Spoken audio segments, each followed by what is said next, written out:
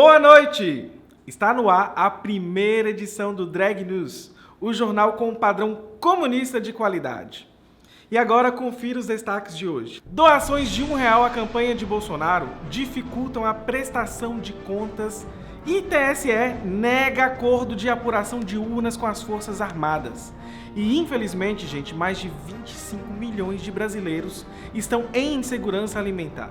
Sindicato dos Petroleiros do Espírito Santo explica alterações nos preços dos combustíveis. Vamos falar de eleições. Doações de R$1 à campanha de Bolsonaro dificultam a prestação de contas. A ideia inicial era solicitar aos apoiadores as doações à campanha de R$1 via Pix. Isso era para atuar como uma forma paralela de contagem dos votos lá do Jair Bolsonaro. E isso se tornou um problema para a equipe de contabilidade do candidato. Olha só, em conversa com a Folha de São Paulo, o Tarcísio Meira de Carvalho Neto, que é um ex-ministro do Tribunal Superior Eleitoral e advogado da campanha de Bolsonaro, ele comentou que já foram realizadas mais de 300 mil doações e num valor médio de R$2.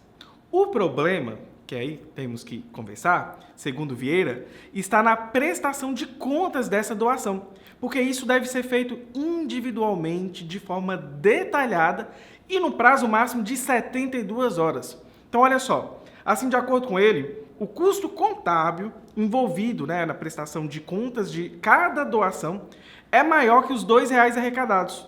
Ou seja, a cada R$1 doado, precisa de 2 para prestar conta. Olha que burrice. Estão fazendo muita merda nessa campanha. Em quem eles estão se inspirando? Será que é no Ciro? E é a primeira vez que eu vejo o Bolsonaro pedindo em real. Geralmente ele costuma pedir em dólar. Flávio Bolsonaro, coordenador da campanha, disse lá no Twitter que a campanha de doação via Pix surgiu de forma espontânea por parte dos apoiadores, mas frisou que a campanha está precisando. Olha, parece, sabe aquele teu amigo assim que é orgulhoso, que precisa de ajuda, aí quando você fala que vai ajudar mesmo, ele fala: não precisa, mas se quiser pode. O Flávio dando prejuízo para a campanha, o Carluxo se esquecendo de renovar o domínio do site e deixando isso acontecer. O pedido de doações para financiar a campanha também foi reforçado pela Carla Zambelli no Twitter. Se você não conhece a Carla Zambelli, tudo o que você precisa saber é que o caráter dela é mais nojento e asqueroso que a mão do rei Charles. Campanha de Bolsonaro arrecadou 5 vezes mais em comparação com 2018. De acordo com informações do G1, a campanha da reeleição já recebeu cerca de R$21 milhões, dos quais 10 milhões são de doações de pessoas físicas. Bem, pessoas físicas não. Só o ex-automobilista Nelson Piquet doou R$501 mil. E alguém que faz esse tipo de comentário não dá para ser chamado de pessoa. Nelson Piquet é o segundo maior apoiador da campanha de Bolsonaro, ficando atrás apenas do político parisiense Ciro Gomes. Segundo a prestação de contas do Tribunal Superior Eleitoral, o TSE, Bolsonaro arrecadou 4,377 milhões em 2018. O G1 conta que, entre interlocutores de Bolsonaro, a reclamação é que, enquanto o PT destinou uma fatia bem maior do seu fundo eleitoral, que tem mais de 450 milhões, para o ex-presidente Lula fazer sua campanha, o partido do presidente, o PL, destinou somente 10 milhões dos mais de 270 milhões de reais do seu fundo eleitoral. Nem o PL acredita na reeleição do Bolsonaro. O PL parece, sabe o quê? Aquele pai que sabe que o filho é incapaz e aí vai lá e investe só com um apoio, pois o importante é competir. Imagina você ser o presidente da República e seu próprio partido te tratar como um simples deputado. E o TSE nega acordo para apuração de urnas com as Forças Armadas. Segundo matéria publicada pela Folha de São Paulo, na última segunda-feira, dia 12 de setembro, em acordo com o Tribunal Superior Eleitoral, o TSE, as Forças Armadas iriam realizar a contagem de votos paralela em tempo real em 385 urnas, uma verificação por amostragem para conferir a apuração feita pelo TSE, por meio de boletins que são chamados de BUs. Vamos ser sinceros, se o Exército soubesse contar mesmo, a gente não teria aquele gasto todo que tivemos com Viagra. Inclusive, Bolsonaro disse que não considera um absurdo a compra de 35 mil comprimidos de Viagra pelas Forças Armadas. Não vamos nem falar das compras de próteses penianas por aqui, viu? Imbrochável, imbrochável, imbrochável. Em nota, o TSE informou que não foi realizado nenhum tipo de acordo com as Forças Armadas, bem como que a possibilidade de acesso aos BUs já acontece há várias eleições. Olha, abre aspas, para o pleito deste ano, foi implementada a novidade de publicação dos boletins de urnas pela Rede Mundial de Computadores após o encerramento da votação. A nota ainda afirma que qualquer interessado pode ir às sessões eleitorais e somar livremente os BUs de uma urna, de 10, de 300 ou de todas as urnas que estiverem lá. Fecha aspas, e as Forças Armadas tentaram fazer um acordo para conferir os boletins de urna, sendo que eles já são públicos. Qualquer um pode fazer isso. Não precisa deles. Vão fazer o quê? Vão olhar os boletins e falar assim, tá certo? Eu tô achando, na verdade, que eles só querem uma folguinha, porque não aguentam mais ficar pintando árvore, pintando meio fio. Enfim, bota aí o vídeo de recrutas do Exército quando descobrirem que o Lula ganhou no primeiro turno.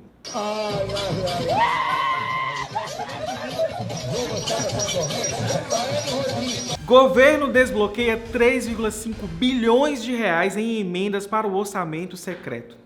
Enquanto o Brasil discutia se o presidente é ou não é broxa, Imbrochável. o Ministério da Economia confirmou na última terça-feira, 13 de setembro, a liberação de um novo repasse no valor de 3,5 bilhões do orçamento para as emendas parlamentares do relator do orçamento secreto. Para você que não sabe, o orçamento secreto permite que parlamentares destinem recursos dos cofres da União sem transparência de para onde isso vai. Ou seja, ninguém sabe para onde esse dinheiro está indo. É tipo no final do mês, quando você lá vê o valor da sua fatura e se pergunta, para onde foi esse dinheiro? O que eu fiz? E a diferença é que você consegue descobrir no extrato. O que não é recomendado, porque o certo é só pagar. Porque se você para conferir, bate uma tristeza quando descobre que gastou R$700 de Uber. O desbloqueio desse montante só foi possível graças a duas medidas provisórias assinadas pelo Jair Bolsonaro em agosto. Uma que adiou o pagamento previsto nas leis Aldir Blanc II e Paulo Gustavo. Oi, minha filha, você tem que falar que você está indignada com o Brasil. Eu estou indignada com o Brasil! E outra que restringe os gastos do Fundo Nacional de Desenvolvimento Científico e Tecnológico. Mais uma vez, a cultura e a ciência ficando de lado. Vamos mostrar cultura pra esse povo? Vamos, faz um gritinho aí pra nós. Além disso, Bolsonaro editou um decreto no início de setembro, no qual ele altera as regras orçamentárias. Na prática, a liberação de orçamento, que só poderia ser realizada no final de setembro, passou a ser possível em qualquer tempo. Pesquisas eleitorais funcionam? Dimitra Vulcana responde essa e outras perguntas no vídeo dessa semana no canal Doutora Drag. Confira. Você já se perguntou como uma pesquisa com 2.000 pessoas tem o poder de representar a opinião de todos os brasileiros eleitores que irão votar para presidente em 2022? O que a ciência diz sobre isso? Venha comigo para saber a grande ciência por trás. Mas claro, botemos antes as lentes do materialismo histórico dialético. 25,2 milhões de brasileiros estão em insegurança alimentar. De acordo com o levantamento realizado pela Pensam, Rede Brasileira de Pesquisa em Soberania e Segurança Alimentar e Nutricional, 3 em cada 10 famílias brasileiras estão passando fome. A pesquisa aponta ainda que a insegurança alimentar ela é maior nas casas com crianças menores de 10 anos de idade. A pesquisa, que foi realizada em todos os estados e no Distrito Federal, visitou 12.745 domicílios em 577 cidades. Segundo bolsonaristas, essas pessoas estão com fome porque votou no Lula. Se apertasse 22, estariam de barriga cheia da doação de marmitas. Eu acho que essa pesquisa é mentirosa. Afinal... Gente passa mal? Sim, passa mal no Brasil. Alguém já viu alguém pedindo um pão na porta, ali no caixa da padaria? 3 a cada 10 famílias passam fome no Brasil. E o presidente minimiza isso a simplesmente passar mal. É fácil falar isso quando se tem farofa sobrando para esse tipo de coisa. Fome não é passar mal. Passar mal é ser internado por nem saber mastigar camarão direito. Sindicato dos Petroleiros do Espírito Santo explica alterações nos preços dos combustíveis. Segundo um gráfico apresentado pelo Sindipetro Espírito Santo, no último dia 13, o brasileiro pagou entre os meses de fevereiro e junho um valor acima do PPI, preço de paridade de importação no litro da gasolina. O gráfico aponta que em maio de 2022, o valor médio da gasolina era de R$ 7,59, enquanto a cotação do PPI era de R$ 4,72. Basicamente, precisava das eleições para os preços baixarem. Isso é estratégia da campanha de Bolsonaro? Sem dúvidas. Duvidar disso é pior que acreditar que o Luciano Huck votou em branco em 2018. As quedas no valor da gasolina, que vem ocorrendo desde junho, início da pré-campanha, equipararam em setembro ao preço do litro com a cotação do PPI, uma média de 5,22. Porém, é possível uma redução ainda maior. A retirada da política da dolarização acarretaria no valor de R$ 3,91 no litro do combustível. Não é novidade para ninguém que a cada pesquisa nova, alguma coisa baixa.